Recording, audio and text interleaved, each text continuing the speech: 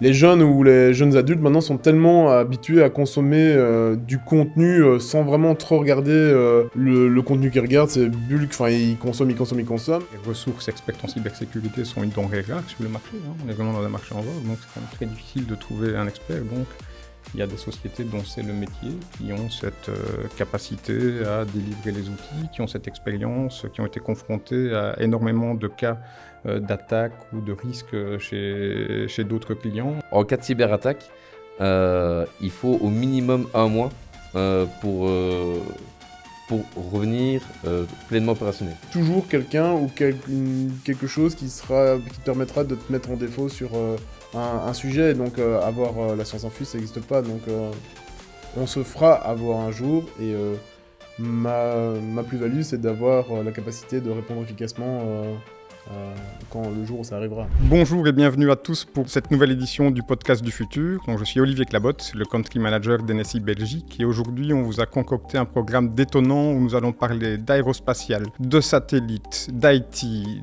d'intelligence artificielle, bien entendu de cybersécurité et en plus de Charleroi, ce qui me tient particulièrement à cœur. Donc je pense que ce rendez-vous va être passionnant. À bientôt.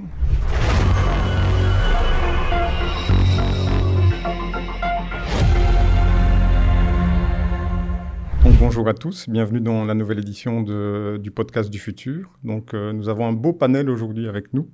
Donc, je vais laisser les invités se présenter, en commençant peut-être par toi, Benjamin. Donc, si tu peux te présenter. Ouais, du coup, moi, c'est Benjamin, je suis le directeur informatique et de la cybersécurité chez Aerospace Lab. Jérôme. Et Jérôme, je suis Business Development Manager chez NSI principalement pour le plan infrastructure et cybersécurité. Incroyable. Je m'appelle Thierry, j'ai la chance de co-animer cette émission avec toi. On va parler d'espace, non, aujourd'hui. Évidemment, tout le monde te connaît, mais tu es quand même en fait nouveau quand même dans cette fonction. Tout à fait. Donc, je suis en effet country manager d'NSI pour la Belgique depuis septembre de l'année passée. Donc j'ai tendance à dire que c'est récent, mais c'est de moins en moins récent. Donc très fier d'avoir rejoint ce fleuron de l'informatique wallonne. Et donc oui, je pense qu'on a une belle émission devant nous aujourd'hui sur un sujet passionnant, enfin je veux dire un double sujet passionnant. On va parler d'aérospatial et de cybersécurité. Donc je vais peut-être d'abord laisser la parole à notre invité Benjamin. Donc ça veut dire quoi en fait la cybersécurité dans le monde aérospatial ? Bah justement, c'est quelque chose qu'il faut peut-être un peu démystifier parce que la cybersécurité, pour moi, est un peu transverse à tous les secteurs d'activité.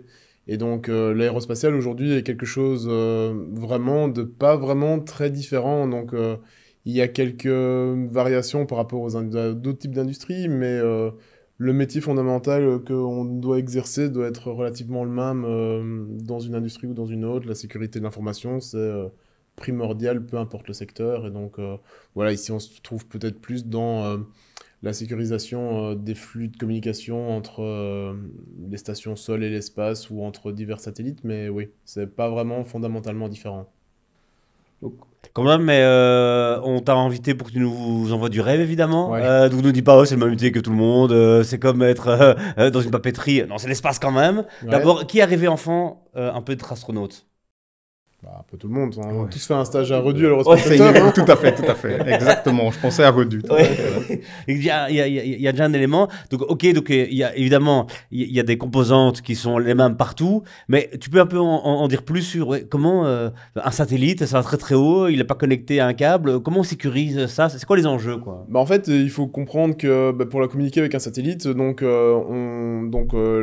communique d'abord avec une station sol, et puis une fois qu'on a communiqué avec une station sol, cette station sol, elle communique avec ton satellite. Et ton satellite n'est pas en liaison permanente avec ta station sol, c'est uniquement lorsque ton satellite passe au-dessus de ta station sol, tu as une fenêtre de communication qui est dédiée, et donc tu as des protocoles de communication différents. C'est pas comme dans l'informatique, tu ne communiques pas en TCP/IP en direct de ton terminal où tu envoies tes commandes au satellite jusqu'au satellite. En fait, tu communiques en réseau classique jusqu'à la station sol, et puis tu utilises des protocoles un peu plus propriétaires pour communiquer entre ta station sol et ton satellite. Et donc, voilà, c'est plutôt comme ça que ça fonctionne. Et donc, pour sécuriser ces canaux-là, tu dois faire du chiffrement. Enfin, voilà, ça reste classique. C'est de l'encapsulation de chiffrement classique auprès de ces protocoles divers et spécifiques. Ok. Et tu veux dire que donc ces protocoles sont beaucoup plus difficiles aussi à identifier et à hacker pour C'est pas que c'est menaces beaucoup plus externes? difficile à identifier ou à hacker, c'est juste que c'est plus spécifique. Donc, si on parle par exemple du CCSDS, qui est un protocole en fait pour envoyer les télémétries, enfin pour recevoir envoyer les télémétries aux satellites, donc c'est envoyer les télécommandes, donc pour dire aux satellites ouvre tes panneaux solaires ou ce genre de choses.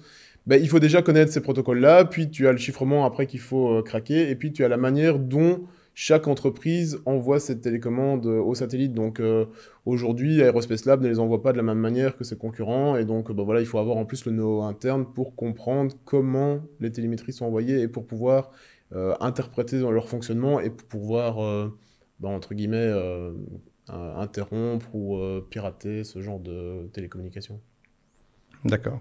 Mais donc, vous concevez aussi les satellites. J'imagine qu'il y a toute une réflexion aussi sur les systèmes embarqués, la sécurité des systèmes Ouais, dès c'est ça. le départ. C'est le gros avantage d'Aerospace Lab. Donc, on est, comme notre fondateur aime bien le dire, Benoît Depère, on est verticalement intégré. Donc, on fait tout de A à Z. On fait de la conception, enfin du design, de la conception, jusqu'au hardware, jusqu'au module embarqué, jusqu'à l'exploitation du satellite. Ce qu'on ne fait pas encore, c'est les lancements.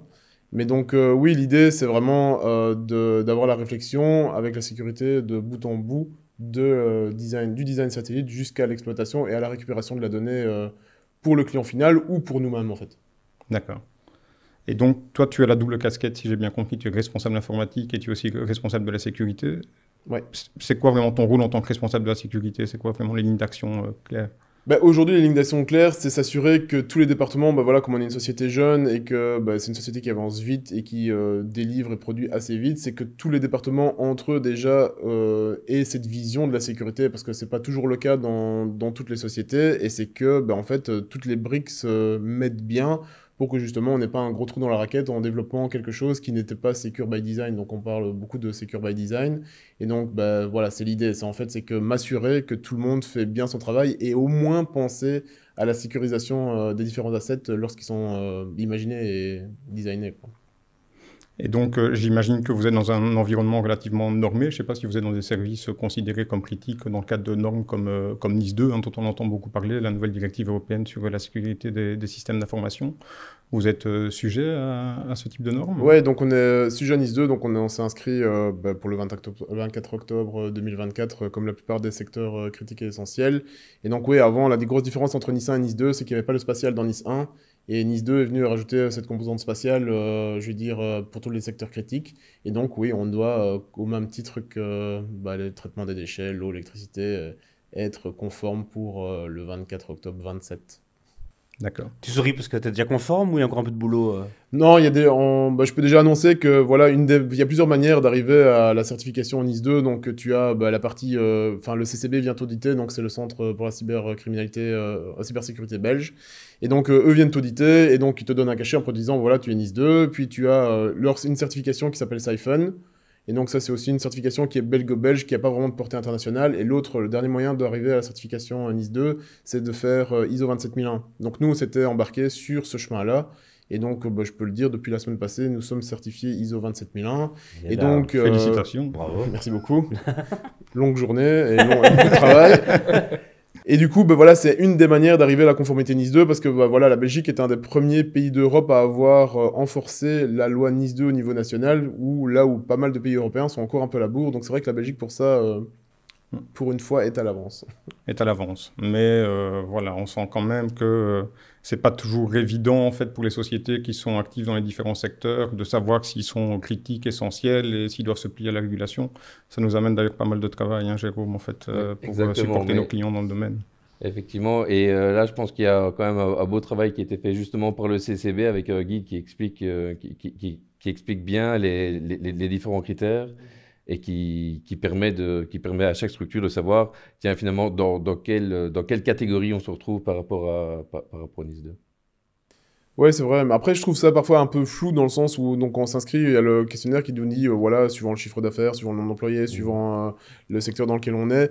Aujourd'hui, ce que je pourrais reprocher un peu à tout ça, c'est que, voilà, beaucoup dans le monde de l'informatique, en tout cas en Belgique, ça m'attraque sur le fait il faut être NIS 2, il faut être NIS 2, mais c'est vrai qu'il y a très peu de gens au final qui savent vraiment ce que c'est au final. Donc c'est de la gouvernance, c'est aussi de l'implémentation technologique, mais c'est un énorme tout, et je trouve que les gens ne sont pas toujours assez sensibilisés par rapport à le travail à fournir pour arriver à un minimum de niveau de compliance, quoi.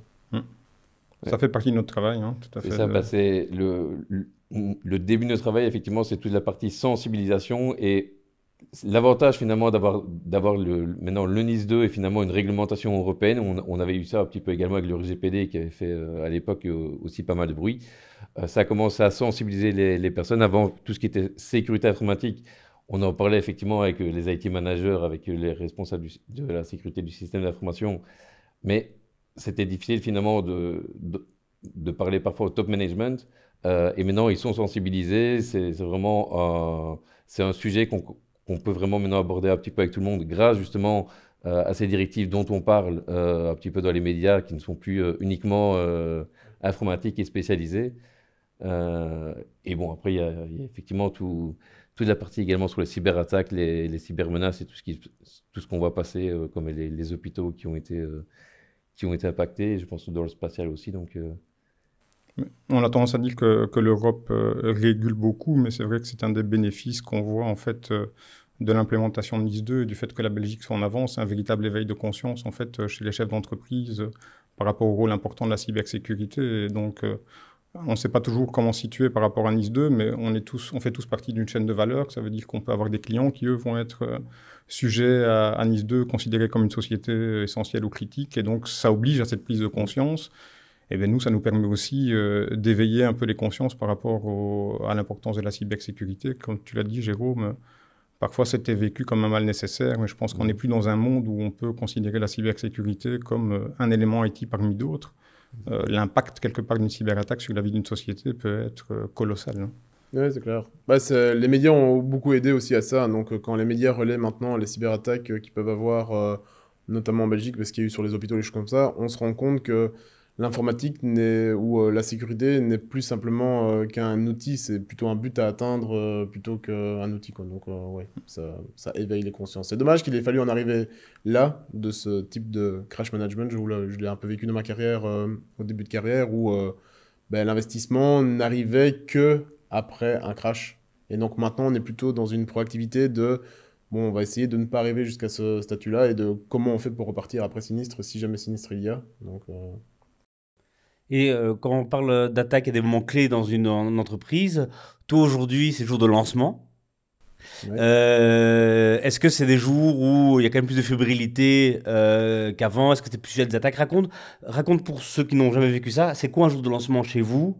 Et à quoi tu fais attention, toi, dans tes fonctions, dans un jour comme celui-là, quoi? Bah, les jours de lancement sont effectivement des jours un peu particuliers. On en a quelques-uns par an. Et donc, en général, ce sont des processus qui commencent un mois auparavant, où on fait des répétitions générales. Donc, il faut savoir que quand on communique avec les stations sol, donc voilà, pour nos passes satellites, on fait tous des tests à blanc avec eux pour être certain que voilà, le jour J, tout va se passer comme prévu, y compris les logiciels qui sont développés en interne chez nous, s'assurer que tout fonctionne.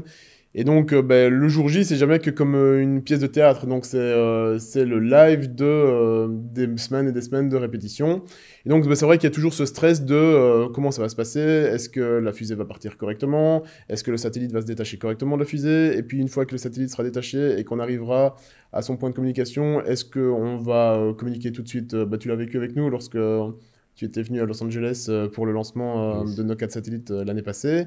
Et donc, c'est toujours un peu ce stress des équipes opérationnelles. Et moi, mon stress à moi, côté de mes équipes, c'est plutôt est-ce que toutes les communications réseau vont fonctionner? Parce que elles vont de chez nous à la station sol et puis de la station sol jusqu'au satellite. Et donc, c'est s'assurer que vraiment, il n'y ait pas de problème ou qu'il n'y ait pas de trou dans la raquette. Et si jamais quelque chose se passe, c'est d'avoir les bons contacts, les bonnes procédures pour justement arriver à débugger ça le plus vite possible, quoi. C'est déjà arrivé, hein, donc d'avoir des petits soucis de communication, et donc à ce moment-là, voilà, on a des plans d'action à mener, et du debugging à faire, et jusqu'à présent, on va toucher du bois, mais tout s'est toujours très bien passé. Donc, Combien de satellites ont été lancés, Pau? 8. 8. Un beau chiffre. Oui, c'est un beau chiffre, dont le dernier, à Los Angeles, c'était 4 en même temps, et donc ça, c'était aussi un sacré challenge, parce que en repérer un et communiquer avec un, c'est une chose, le faire avec 4, tout de suite, c'était aussi une grosse milestone pour Aerospace Lab de se dire, voilà, maintenant, on commence à grandir, on commence à prouver qu'on sait le faire avec 1, 2, 3 et 4, et donc voilà, ça va arriver comme ça aussi à l'avenir, de beaucoup plus, si on veut se positionner, si on se positionne sur des constellations, sur des beaucoup plus grand nombre de satellites, où on parle de 200 ou 300 satellites à coordonner en même temps. Donc voilà. C'est un peu la question, en fait. On sait qu'il y a un projet gigantesque chez Aerospace Lab avec la construction d'une nouvelle chaîne de production de satellites. Ça va être quoi l'impact en termes de nombre de satellites qui vont être déployés par vous? Ça va accélérer le rythme quelque part de lancement? Comment ça va se passer? Quel va être l'impact pour vous? En fait, aujourd'hui, ce qu'il faut savoir en Europe, c'est qu'il y a plusieurs problématiques. C'est que on n'a pas assez de lancements que pour subvenir à la demande de satellites qu'on veut envoyer. Donc c'est pour ça que tout est envoyé côté américain. Et aujourd'hui, cette usine va permettre en fait de pouvoir augmenter cette demande et de pouvoir produire plus, parce que voilà, ça fait quelques années maintenant où j'ai encore vu une vidéo sur YouTube il n'y a pas longtemps où on montrait, je veux dire, le nombre de satellites depuis les années 60 jusqu'à 2025 aujourd'hui. On voit que c'est vraiment exponentiel, et aujourd'hui, la capacité de production est vraiment insuffisante par rapport à la demande. Et donc, Charleroi, enfin notre Megafactory à Charleroi, permettra d'arriver à cette demande-là. Après, il y aura toujours le problème des lanceurs derrière.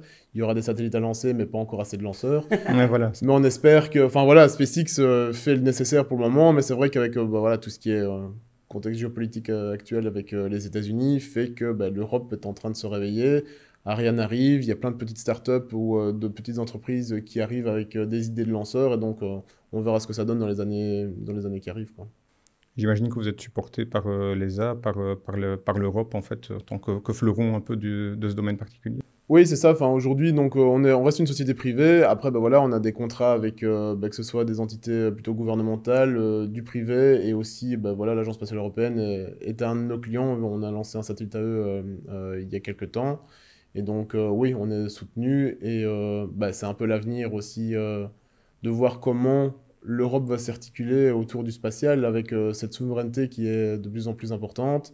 Et l'ESA est là pour jouer un rôle majeur. Donc, ouais, on est assez bien soutenu. Ouais. Et pour revenir au sujet de la cybersécurité, donc mettre en place une nouvelle usine de production de cette taille-là, j'imagine que ça aussi représente son lot de challenge dans la conception même en fait de la sécurité à travers toute la chaîne de production sur le nouveau site. Enfin, Ouais. j'imagine que ça ne touche pas que la chaîne de production, mais Tu peux juste nous dire, pour ceux qui ne connaissent pas, quelle taille elle va avoir avant Oui, de tout à rentrer fait. dans le truc tu te dis, hein, c'est la 3e, 4e plus grande du monde. Enfin, raconte-nous d'abord un peu, vends-nous l'usine et après tu nous racontes le... Ouais, alors du coup, Megafactory, c'est donc voilà, c'est une usine qui va être créée dans la région, enfin qui est en train d'être construite et vraiment déjà bien entamée dans la région de Charleroi. Et donc, ça sera la 3e plus grande chaîne de montage de satellites au monde, sachant que les premiers sont des intouchables, enfin avec SpaceX et compagnie. Donc voilà, donc ici, cette usine a pour but aussi d'amener quelque chose de souverain européen. Donc on veut se positionner aussi sur le marché européen en tant que leader de la construction des satellites tant pour nous que pour l'Europe. Et donc c'est aussi de redéfinir le spatial en tant que spécialité européenne. Et donc voilà, l'usine de Charleroi est là pour. Et puis ça va avec les ambitions d'Aerospace Lab aussi, en tant que d'avoir soit à construire des constellations pour des clients, ou soit être aussi notre propre propriétaire de constellation pour pouvoir nous-mêmes générer des données et voilà, faire de tout ça un business et augmenter la souveraineté européenne. Et donc les enjeux de leur sécurité, parce que, ça a l'air incroyable évidemment, hein. Une 3e usine, ça fait rêver, mais j'imagine que ça fait aussi quelques nuits blanches. Ouais, surtout pour mes avant. collègues du manufacturing, donc, mais c'est vrai que voilà, la conception des plans, puis on se fait accompagner aussi par des sociétés dont c'est le core business aussi de créer ce genre de bâtiments. Donc ils ont fait aussi des bâtiments plus sécurisés, entre autres pour l'armée, ce genre de choses. Donc voilà, ce sont des sociétés qui ont l'expérience de la construction de ce genre de bâtiments. Et puis nous, derrière, on a aidé, voilà, on a des contacts en génie civil du bâtiment pour arriver à créer des endroits, je veux dire, sécurisés, et de le faire en mode, je veux dire, best practice. Mais voilà, c'est un peu ça. Donc, ça ne change pas forcément si on regarde la construction du nouvel hôpital de Charleroi, c'est un chantier vraiment très similaire, parce que c'est des infrastructures critiques. nous comme eux, et donc derrière, voilà, c'est des chemins de fibres redondants, c'est des normes à respecter entre la distance entre deux fibres pour avoir un réseau qui est sécurisé pour avoir certains types de clearance, donc on parle de clearance nationale ou OTAN, enfin voilà, ce genre de choses. Et donc on doit respecter des normes, l'armée a des cahiers des charges pour respecter ces normes, et on fait en sorte de les respecter. D'autant plus que dans une chaîne de production, l'exposition quelque part, les nombres de systèmes exposés sont un peu plus nombreux que dans un travail de bureau ou quoi que ce soit. On a beaucoup de systèmes connectés, j'imagine aussi, donc qui peuvent aussi être représenter des failles aussi pour les attaques de sécurité. Donc j'imagine que le périmètre à couvrir est énorme. Ouais, c'est un peu ça le challenge aussi parce que, enfin voilà, tu dois sûrement le voir quand tu fais des architectures avec des mix IT-OT, mais le problème c'est que l'IT avance très vite et l'OT, quand on a ces machines industrielles qui sont éprouvées, qui existent depuis 20 ans, qui fonctionnent toujours avec des logiciels qui ont été construits il y a 20 ans, enfin voilà, c'est toujours un peu plus compliqué à sécuriser et surtout à ségréguer, mais ouais, ça fait partie du challenge et c'est ça que je disais que voilà, il faut démystifier un peu parfois le spatial. C'est voilà, nous on a ce qu'on appelle des TVAC ou des shakers, donc c'est des machines, des grosses machines qui simulent soit des conditions spatiales ou soit un lancement pour vérifier que tous les boulons tiennent bien ensemble lorsque ça décolle. C'est équivalent à peut-être à du pharma ou alors à de l'automobile avec leur machine en particulier.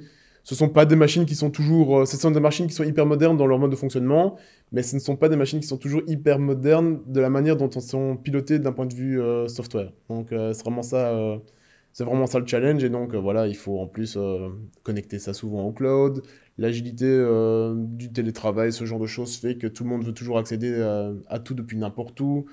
Ouais, ça reste un challenge, mais qui est déjà adressé aujourd'hui, et voilà, on s'en sort pas trop mal.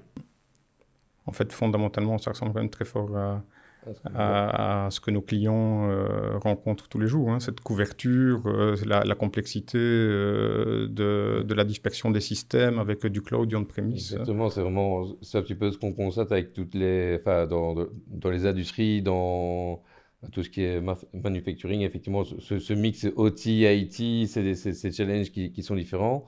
Par contre, moi, une question que je me posais quand tu parlais finalement de la communication avec le satellite, nous, ce qu'on constate, on va dire, par tout ce qui reste au sol, c'est finalement au niveau de la sécurité, c'est avoir cette surveillance 24/7 des systèmes pour s'assurer qu'il y a problème, qu'il n'y a pas d'accident et du coup pouvoir y répondre en cas de détection. Et comment est-ce que vous arrivez à traiter finalement, vu que tu as dit tout à l'heure que la partie communication entre le satellite et le sol ne se fait qu'à certains moments de la journée, finalement, quand le satellite passe au bon endroit. Comment est-ce que vous arrivez à surveiller et vous assurer de la sécurité en continu au niveau des satellites? Alors aujourd'hui, enfin voilà, il y a deux volets à ça. Donc il y a le premier volet qui est nous, on communique jusqu'à la station sol. Donc en fait, il existe des brokers de services de connectivité vers l'espace. Donc voilà, nous on a plusieurs contrats avec plusieurs sociétés, et donc on a des contrats de lien direct avec eux. Et donc on a des équipements à eux chez nous, et donc voilà, c'est un espèce de gros SD-WAN, et cette infrastructure-là est monitorée. Et donc à nous de aussi définir nos propres SLA. Donc si on dit que voilà, cette connectivité-là vers ce fournisseur-là est moins critique, on ne met par exemple qu'une seule ligne Internet avec pas forcément du matériel ou de la connectivité redondante, mais quand c'est un service critique, voilà, on redonde le matériel, on redonde les connectivités Internet et on redonde les points d'entrée à l'intérieur du bâtiment pour être certain que s'il se passe quelque chose, voilà. Après, ça aussi, il y a quand même parfois des problèmes qui peuvent survenir, mais donc ça, c'est aussi la responsabilité du partenaire qu'on choisit, de s'assurer que ces infrastructures aussi sont secures et sont voilà, en adéquation avec nos besoins à nous. Et ça fait partie aussi de mon boulot de CISO, enfin, c'est de vérifier la supply chain, de se dire voilà, quel est le niveau de sécurité qu'on attend ou de confidentialité qu'on attend de nos fournisseurs et de nos partenaires. Et donc voilà, souvent, un des critères aussi, c'est qu'on cherche ce que nos partenaires soient certifiés. NIS 2, c'est pas encore possible, mais ISO 27001 en tout cas, voilà. Donc ici, les partenaires qu'on a, par exemple pour la communication sur l'espace, ils sont certifiés ISO 27001, donc on s'attend à ce qu'ils gèrent ça de manière complètement sécurisée et adéquate, quoi. Donc ça reste rassurant d'avoir cette certification ISO 27001. Bon, c'est la raison principale pour laquelle NSI est aussi certifié. Hein. Ça rassure aussi les clients dont on gère l'infrastructure ou pour lesquels on va délivrer des services. Et ce qu'on constate maintenant, c'est que c'est presque plus suffisant, parce qu'on nous demande effectivement est-ce que vous êtes certifié ISO 27001, mais on a de plus en plus vraiment des questionnaires, effectivement, pour s'assurer. On nous demande vraiment, OK, bah, il y a l'auditeur qui vient, qui nous certifie ISO 27001, et on a les clients qui viennent encore par-dessus et qui nous disent, OK, mais comment est-ce que, par exemple, pour nos services cloud, bah, comment est-ce que vous sécurisez vos services cloud, monsieur NSI? Comment est-ce que vous assurez la haute disponibilité? On a vraiment des questionnaires de plus en plus détaillés pour finalement pour démontrer qu'on met tout en place. Et je pense que c'est ça qui est bien, effectivement, avec, entre autres, le NIS 2, c'est que les structures qui sont vraiment critiques pour le NIS 2 doivent également s'assurer que toute la chaîne de valeur derrière et tous leurs partenaires sont également quand même à un certain niveau de compliance. Et donc finalement, des acteurs qui ne sont pas directement appliqués par le NIS 2, mais uniquement qui sont dans la chaîne de valeur d'une entité qui est concernée, doit être compliant, doit faire des efforts pour pouvoir finalement continuer à faire du business avec.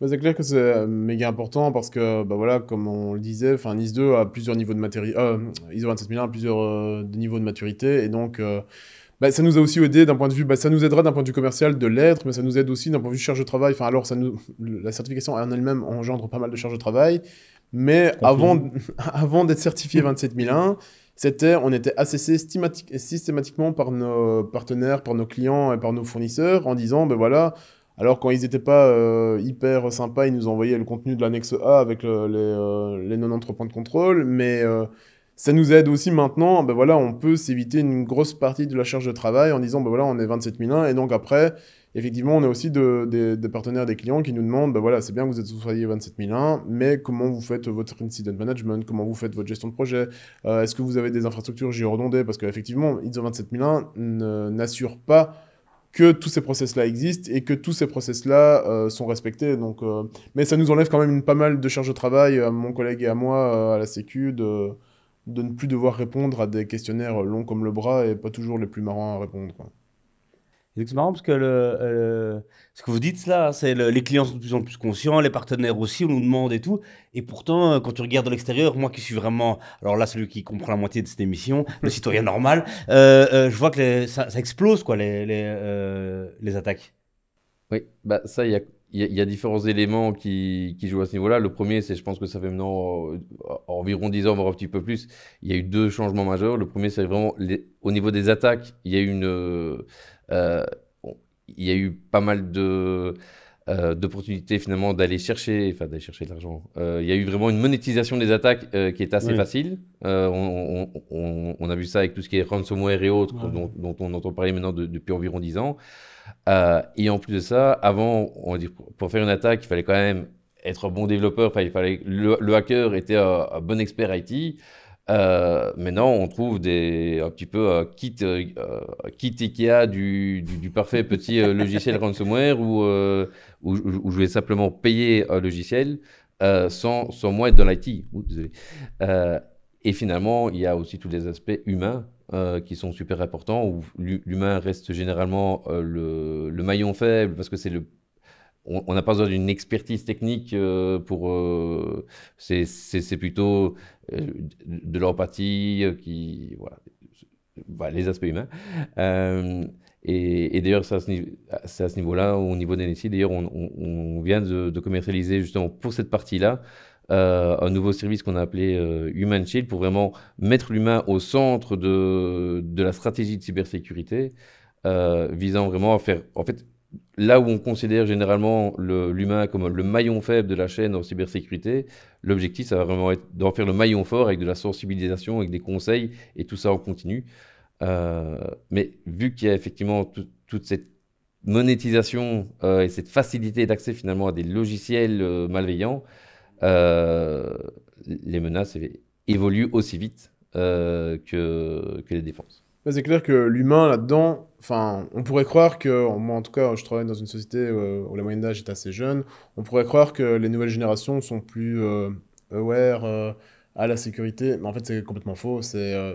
ouais c'est pire. Enfin, je sais pas si vous avez Ouais, des enfants ou des adolescents ici, mais les jeunes ou les jeunes adultes maintenant sont tellement habitués à consommer du contenu sans vraiment trop regarder le contenu qu'ils regardent. C'est bulk. Enfin, ils consomment, ils consomment, ils consomment. Ben, on le voit bien, on a tous des outils en interne chez nous aussi pour faire tout ce qui est simulation de phishing, simulation de ransomware, du social engineering, des choses comme ça.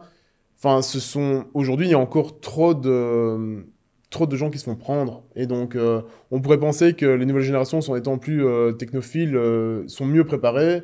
Moi, du haut de mes 40 ans de boomer, je peux vraiment dire que c'est pas le cas. Les gens de ma génération sont bien plus sensibilisés. Je trouve qu'on est la bonne génération parce qu'on a connu sans et on a connu l'après. Et donc, on sait se dire, on arrive à quand même capter les dangers ou les trucs un peu obvious en mode, mais ça, c'est quand même pas normal qu'on me demande ça. Et que les jeunes maintenant, c'est pour accéder à un site ou un truc, il faut accepter des cookies, il faut accepter, mais ils cliquent machinalement. Et donc, parfois, quand l'IT fait des tentatives de phishing en faisant, Benoît Depère vous a partagé son calendrier, vous voyez voir ses notes acceptées, oui, il y a des gens qui cliquent parce qu'en fait, ils n'ont plus la réflexion, même si le template utilisé est éclaté au sol, hein, mais ils n'ont plus vraiment cette réflexion de se dire attention. Et alors, ouais, je trouve que c'est un problème générationnel et je le vois bien avec mes enfants de 14 et 17, c'est pas toujours facile.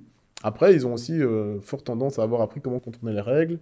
Et ça, c'est aussi un peu le challenge dans une boîte de jeunes, c'est que quand on met un cadre et des règles, il y en a dont l'amusement principal, c'est de trouver un moyen de les contourner. Vive le Shadow IT. Après, on a la chance de, voilà, Aérospatiale est une société jeune, et l'IT qui a été monté par mes collègues et moi, on a imaginé ça, on est tous issus du monde de la consultance, donc on a vraiment une belle bagatelle d'expérience. Et on a essayé de construire ça de manière assez intelligente, scalable et avec les bonnes pratiques du marché.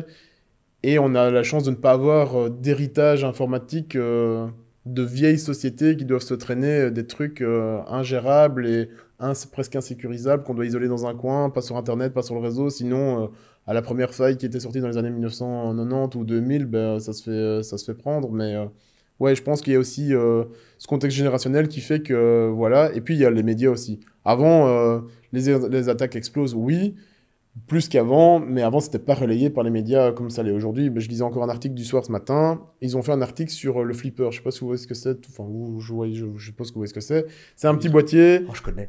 Yes. C'est un petit boîtier qui permet, en fait, de sniffer tout ce qui est ondes et de pirater presque à la volée des télécommandes de voiture, de garage, des badges, de copier ça en 2-2. Et donc, forcément, tout le monde peut jouer avec ça. Et voilà, l'avènement de l'IA aujourd'hui, c'est un peu comme l'avènement de Google au début des années 2000. Il va juste falloir apprendre à vivre avec. Et donc, les challenges sont de plus en plus permanents. Tout un tas de gens connaissent de plus en plus de choses. Et donc, forcément, amène aussi tout un tas de gens avec des intentions un peu plus malveillantes. Et donc, tu parlais d'intelligence artificielle. Je pense que c'est impossible à l'heure actuelle d'avoir un podcast qui concerne l'IT sans parler d'intelligence artificielle. Hein, je pense que dans chaque salon. Et quelque part, en fait, comment vous voyez l'IA? Est-ce que c'est un outil de défense? Est-ce que c'est un outil d'attaque? J'imagine que vous allez dire les deux en général un peu. Donc, exactement. C'est un outil et ça reste un outil. Et finalement, l'outil dépend finalement de l'attention de la personne qui l'utilise. Donc, effectivement, c'est un outil dans les deux cas, que ce soit en attaque ou en défense, et là je vais parler plutôt de la défense vu qu'on est dans la cybersécurité, mais qui est utilisé depuis fondamentalement des années. De l'IA dans les outils, dans les solutions type pare-feu ou endpoint protection, ou pour vulgariser antivirus, même si ça... Techniquement, ça date plutôt de 1998, ce terme-là.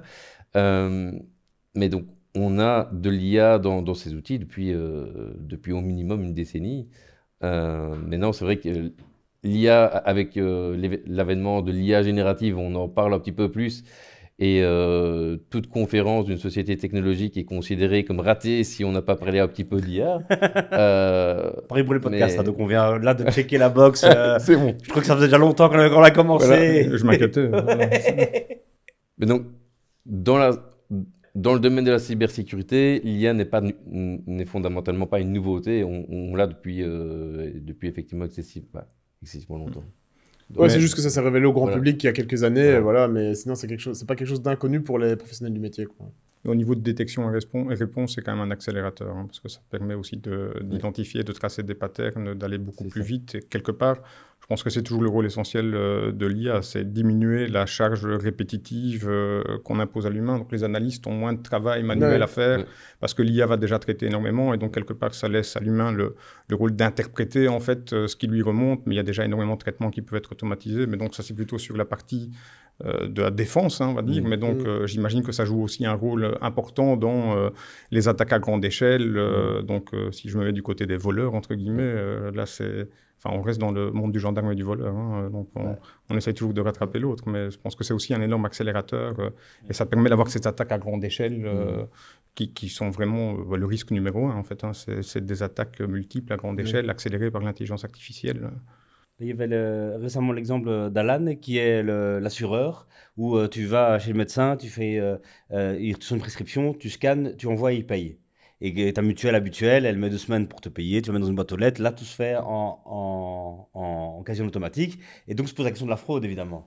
Et ben, au début, il y avait des opérateurs humains qui décelaient. Maintenant, il y a des patterns et tout. Il y a de l'IA maintenant qui fait la première intervention d'abord, de ramener le risque, ce qui paraît être frauduleux. Et après, l'humain reste encore, évidemment, là pour l'instant. Mais il y a toutes des couches qui, en effet, peuvent être sous-traitées à l'IA. Je ne sais pas si c'est le mot correct, mais voilà, d'infuser dedans pour aller chercher ça, quoi. Non, on ne peut plus délivrer de services de détection des réponses sans utiliser l'intelligence artificielle. Ça, je pense qu'on sera battu d'avance à tous les coups. On sera battu d'avance, parce que fondamentalement, maintenant, le Saint Graal de la sécurité, ça va être de collecter toutes les informations de l'intégralité des composants liés à l'infrastructure. On pourrait même y rajouter le badge de la porte d'entrée. Donc, il y a vraiment un volume de données qui est énorme et qui, même si on a une équipe de 40, même 100 ou 150 personnes qui, en 24/7, essayent de tout analyser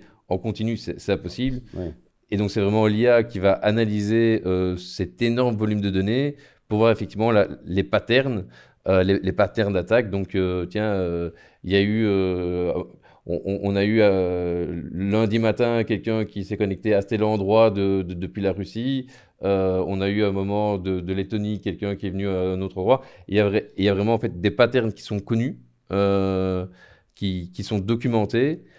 Et alors l'IA va analyser l'intégralité des données pour voir finalement s'il y a des patterns qui est détecté. Et à ce moment-là, c'est l'humain. C'est ce qu'on appelle un analyste en cybersécurité, un SOC analyste, qui va analyser vraiment, tiens, est-ce que c'est un faux positif ou est-ce qu'il y a vraiment une action à prendre rapidement en lien du coup avec les équipes métiers. Mais donc, quelque part, ce type de service, ça ne peut être délivré que par une société qui a une certaine expertise dans le domaine, parce qu'il y a un effet de masse, ça veut dire qu'on doit collecter énormément d'informations, on doit traiter un volume de données qui est important. J'imagine que la PME qui veut sécuriser ces systèmes ne va jamais être en mesure, en fait, par elle-même, d'avoir cette qualité de service, de livrer pour elle-même cette qualité de service. C'est là qu'on va intervenir, bien entendu. Il ne faut jamais dire jamais. Maintenant, on va dire, ça serait quand même cher d'essayer de construire ce type de service en interne au sein d'une société. Donc, effectivement, là, on parle vraiment de services délivrés par des partenaires comme NSI qui vont avoir des équipes dédiées en 24/7. Qui vont collecter l'information de l'intégralité des clients. Et l'avantage également, c'est aussi parfois de voir des alertes par secteur d'activité. Donc on peut remarquer, tiens, on a un client dans le spatial qui est en train d'être attaqué, on va avoir un focus encore plus important sur tous les autres clients qui sont dans ce domaine-là. Parce qu'effectivement, il faut un petit peu voir ça pour le côté boomer, comme la salle avec le grand écran dans la série 24 heures chrono. On est vraiment dans ce type de scénario avec des équipes qui sont là en train d'analyser en permanence avec des écrans géants et plein d'alertes Et chaque analyste qui a 4 ou 5 écrans devant lui pour vraiment analyser tous les composants. C'est une image ou il y a une salle comme ça chez Nessie? Non, il y a des salles comme ça. Il y a une salle J'ai comme ça. visité une. Incroyable. Ouais. Avec des écrans partout, et comme dans les Avec films, et des flux. Si tu en visites une, je vais te calmer tout de suite, tu ne pourras pas voir ce qu'il y a sur les écrans. Parce que par définition, la sécurité reste un domaine sensible. Correct. Et je ne pense pas que nos clients veulent vraiment voir nécessairement. Tu as tout à fait raison. C'est très bien monitoré d'avoir ça chez pour le eux. podcast, mais ça fait mal au cœur que tu me directement en coupe dans mon élan. Ce qui est aussi à rassurer nos clients. Tout à fait. Donc, c'est vrai, c'est des patterns vraiment qui nous permettent de faire du préventif, et ça, on peut se permettre de le faire que quand on est à grande échelle, parce que voilà, si on gère un pôle de 10, 15, 20, 30 clients, on va voir ces patterns arriver, ça va nous prévoir, nous, prendre déjà des mesures préventives, parce que je pense que c'est la clé, en fait, hein. Quand on détecte une attaque, c'est souvent trop tard. Donc, le but, c'est d'empêcher que l'attaque arrive. Donc, ça, le rôle important de l'intelligence artificielle. Je veux dire que c'est toujours très difficile d'arriver après que le hacking ait eu lieu, ou quand le client est sous ransomware. Donc, on peut bien entendu aider dans ce cas-là.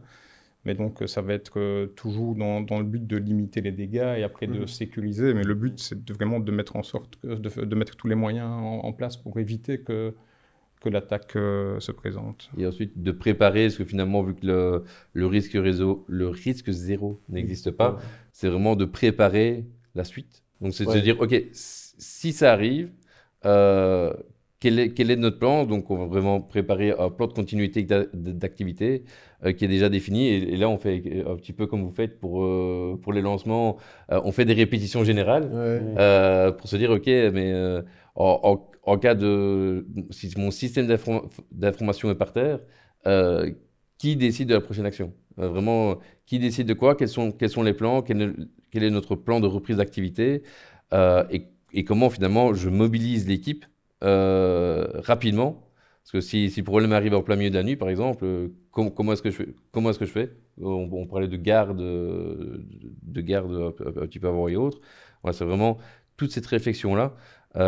Et pour donner une idée à ce niveau-là, ce qu'on fait également chez Nessie, on a mis une offre, on a conçu une nouvelle offre qui s'appelle le SES Cyber, et c'est vraiment cette offre-là, c'est vraiment pour les clients qui ont besoin effectivement d'être rassurés sur la capacité à gérer rapidement toutes les menaces. On va dire on va assurer aux clients que dans l'heure, on va faire les premières actions de secours, donc arrêter les systèmes, couper certains accès, et on va mettre dans le jour ouvrable suivant une équipe pluridisciplinaire qui sera directement chez le client pour vraiment travailler sur la remise en place du service. Et Benjamin, chez toi, c'est quoi t'as déjà été exposé à des attaques? C'est quoi le type d'attaque qui est... Exposé à des attaques, je vais pas sans rentrer dans les détails, comme n'importe quelle boîte avec un peu pignon sur rue aujourd'hui, oui, enfin les firewalls chez nous et les systèmes de protection sont en permanence testés depuis l'extérieur, si je peux dire ça comme ça. Mais j'ai un collègue de mon équipe qui aime toujours bien dire, il existe que 2 types de clients, il y a ceux qui se sont déjà fait pirater, et ceux qui le sont et qui ne le savent pas. C'est un grand classique, mais tout à fait d'accord. Mais ce que tu dis, c'est vraiment vrai, parce que le fait, avant, on était plutôt dans moins la prévention, enfin il y a une 15-20 ans, et aujourd'hui vraiment les 2 axes les plus importants, c'est vraiment la préparation et d'être vraiment conscient et d'être assez humble aussi pour se dire qu'un jour on pourra être piraté, on pourra être compromis, ça arrivera, vraiment ça arrivera, et de comment on met les choses en place pour que ça ait le moins d'impact possible et pour assurer la continuité du business de l'entreprise. Et c'est vraiment ces 2 points-là les plus importants, parce que une personne aujourd'hui qui dit « moi je suis secure », vraiment il peut changer de métier, ou son CEO s'il le voit, il peut déjà le changer. Il faut être humble. Et pourtant on entend encore, honnêtement, on entend cette réflexion, on dit que j'ai pas besoin de service cyber, nous on n'a jamais été attaqué. Oui, c'est ça, mais c'est dommage, et il y a vraiment encore des mentalités à changer dans le top management, dans la tête de certains dirigeants d'entreprise, mais voilà, il faut vraiment être conscient du fait, et ouais, comme tu dis, humble, c'est vraiment le bon terme. Il y a toujours quelqu'un ou quelque chose qui te permettra de te mettre en défaut sur un sujet. Donc, avoir la science infuse, ça n'existe pas. Donc, on se fera avoir un jour. Et ma plus-value, c'est d'avoir la capacité de répondre efficacement quand le jour où ça arrivera, mais le plus tard possible, bien sûr. Je reviens avec une question Toujours vraiment de citoyen qui regarde trop de films. C'est quoi le risque chez toi? Est-ce qu'il y a un worst case où quelqu'un prend le contrôle d'un satellite et part avec, enfin, tu vois, ça, c'est dans tes worst case, ça existe quelque part, ou ça, c'est trop James Bond, c'est Non, pas ça, là. en vrai, non, c'est pas spécialement. Enfin voilà, comme toutes les sociétés, on fait des analyses de risque. C'est pas vraiment quelque chose. C'est plutôt effectivement un fantasme de film, Ok. mais un peu comme pour tout le monde, ce qui pourrait poser problème. Mais c'est pas spécifique à Aerospace Lab, mais c'est la compromission de données, donc de propriété intellectuelle ou de savoir-faire ou de comment on agence nos offres commerciales. Enfin voilà, c'est tout ça qui fait Ouais. que. Et aussi, bah, d'un point de vue réputationnel, enfin, le jour où on a un client plutôt orienté défense et que bah, ces données leak, enfin voilà, le data leak, c'est quelque chose de vraiment commun à toutes les industries. Bah oui, ça reste un des pires scénarios envisageables. Mais ouais, aujourd'hui, on va toucher du bois encore une fois. On a déjà eu des tentatives, hein, comme tous les jours, comme pour tout le monde, et jusqu'à présent, ça s'est bien géré. Ouais. Et tu dors bien. Oui, je dors pas spécialement mal, non. Il dormira peut-être mieux après le lancement réussi. Oui, c'est ça. Après, voilà, je sais pas moi qui suis de garde ce week-end pour le lancement, c'est des collègues à moi. Donc, ouais, moi, je fais juste la fête. Parce que chez Aerospace Lab, chaque fois qu'on lance un satellite, petite fête, petite bière brassée, manière dédiée au lancement. Et puis, voilà, les gens travaillent. Une société belge, quoi. Tout à fait. Qui regarde Brasser, les- C'est pour ça que j'adore la veille. C'est ça. Elle est très très bien. C'est quoi les recommandations long terme? Les gens nous écoutent, Jérôme, tu vois, tu es chez l'entreprise. On commence par quoi? C'est quoi les axes il faut? Tu vois, là, ici, franchement, on voit que vous connaissez à fond le sujet. Hein, Enfin, en tout cas, c'est l'impression que ça me donne parce que moi, je comprends vraiment donne bien le pas, change, pas hein. tout. Bien joué. Mais tu regardes ça, tu es, en début de sensibilisation. C'est quoi les recommandations même que vous avez? Je peux commencer, mais après que vous avez pour les gens qui regardent, qui ont des entreprises, qui doivent bien commencer quelque part ou, Ouais. Bah, en fait, la première recommandation, ça va être de faire une analyse, donc vraiment une analyse du risque, une image. On fait un point au moment T, bah, quelle est votre posture de sécurité aujourd'hui?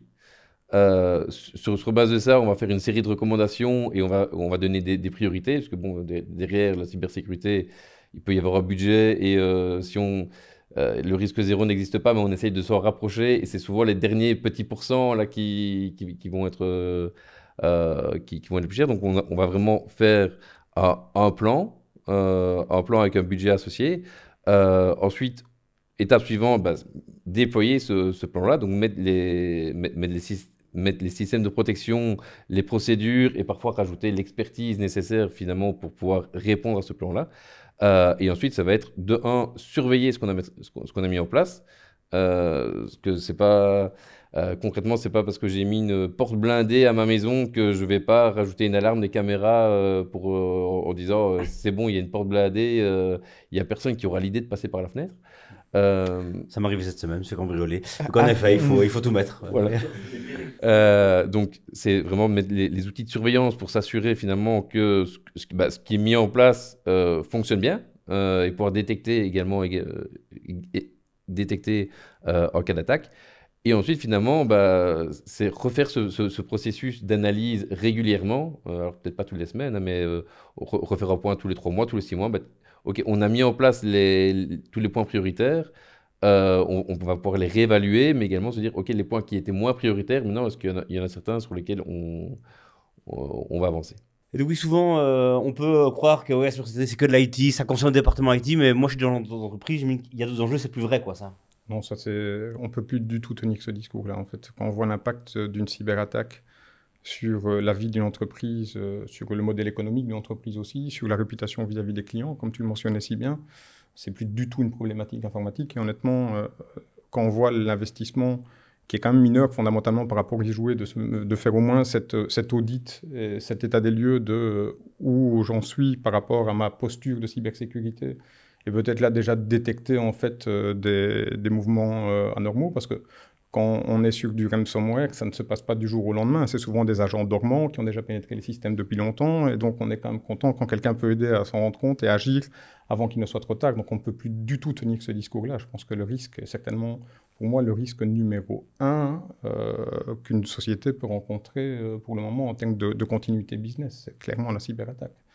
D'où on voit cette prise de conscience, ça ne va pas encore assez vite. Je vante encore une fois les bienfaits de Nice pour moi, qui en plus d'être une contrainte, malgré tout, éveille les consciences.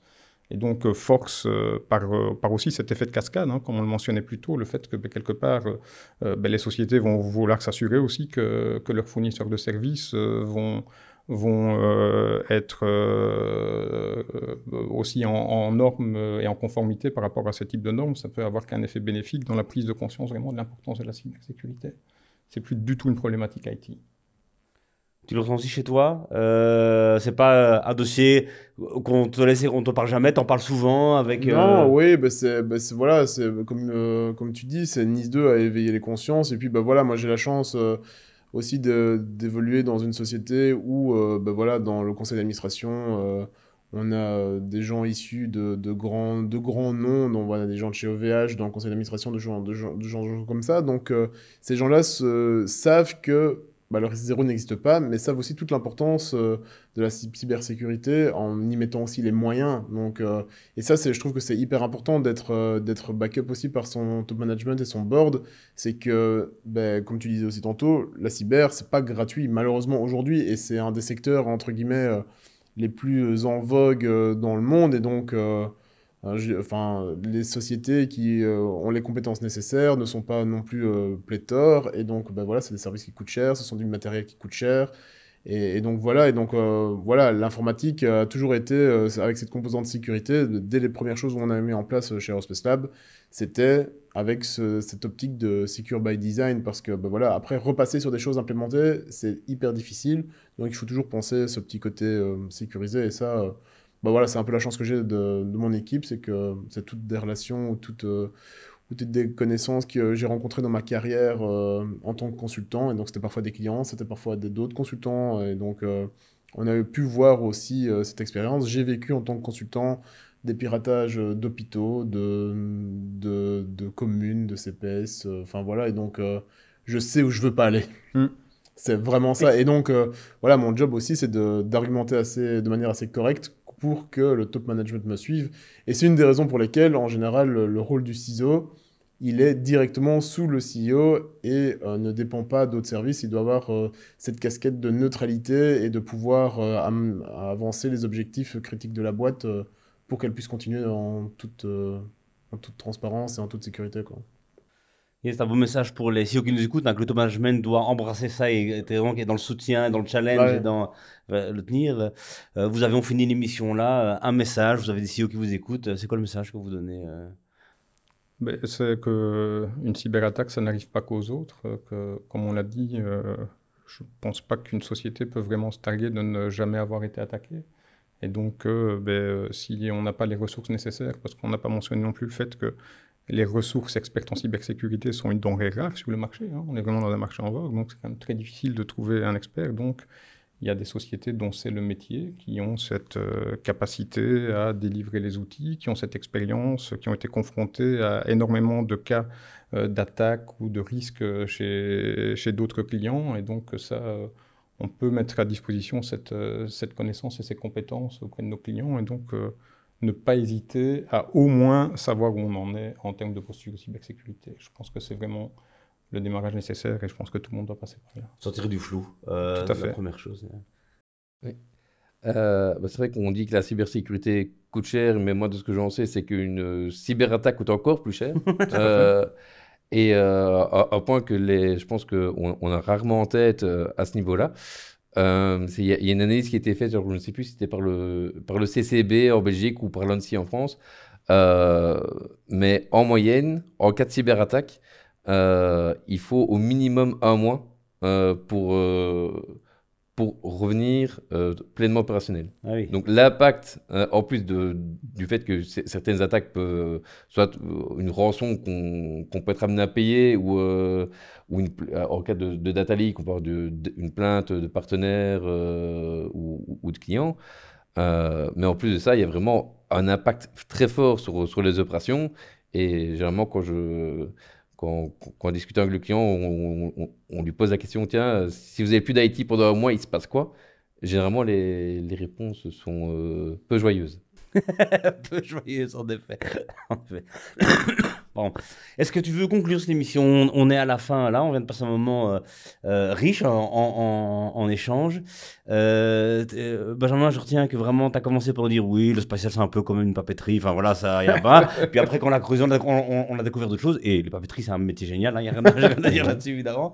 Est-ce que je te laisse conclure cette émission? Déjà, je retiendrai que Charleroi devient un fleuron de l'aérospatial et ma fibre Carolo ne peut qu'être excitée d'avoir entendu cette information. Donc, je suis encore particulièrement fier. Non, je pense que c'était une bonne discussion. Et donc, comme tu dis, hein, il y avait une démystification dès le départ, en fait, de la cybersécurité et de l'aérospatiale. En fait, je pense qu'on parle vraiment de problématiques terre à terre, si je peux dire. Et donc, et on voit qu'on partage quand même tous un peu la même analyse de la situation à l'heure actuelle et du rôle important de la cybersécurité et de la prévention, certainement dans ce domaine. Donc, merci beaucoup pour le podcast. Je trouvais ça passionnant en particulier. Trop bien. Merci à vous, merci d'être venu, évidemment. C'était trop bien. Beaucoup. On suivra le lancement avec plaisir, évidemment. Et on veut goûter la bière. On va pas rater ça. Oui, on veut goûter la bière. On fait ça. Pour goûter la bière, il faut assister à un lancement, il faut être partenaire. Enfin, comment ça se passe? Et si on a fait un podcast ensemble, est-ce que ça compte? Enfin, voilà. Ah, il faut assister au lancement et puis espérer qu'il y en ait encore après le lancement. On est Carolo. Hein, donc voilà, on est bien Carolo. Ouais, je comprends. Parfait. Merci beaucoup, à bientôt pour un nouvel épisode du podcast du futur. On continuera à explorer des thématiques innovantes, nouvelles, qui nous interpellent et surtout qui parlent de demain. Bonne journée, au revoir. Merci beaucoup. Merci beaucoup, au revoir. Au revoir.